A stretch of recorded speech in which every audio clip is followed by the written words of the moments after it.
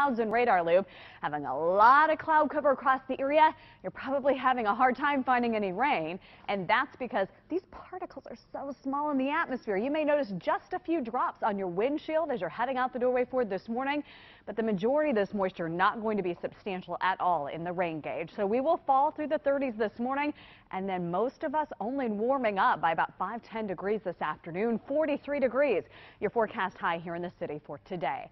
That's today. Now let's spend some time on the weekend. Here's a look at FutureScan. Rain moving into our area Saturday morning.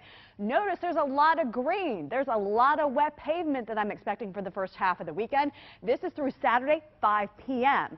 Watch what happens by Saturday 10 p.m. We begin to transition from rain to rain snow mix overnight Saturday, and then by Sunday morning, if you have travel, church plans, any kind of football festivity plans to get in place Sunday morning for the big game, worth a mention. I do think we'll see that potential of snowfall, more issues potentially in terms of travel on Sunday morning. A dusting to 3 inches across our area, so stay connected, guys, tonight during our evening newscast and on our mobile devices as well.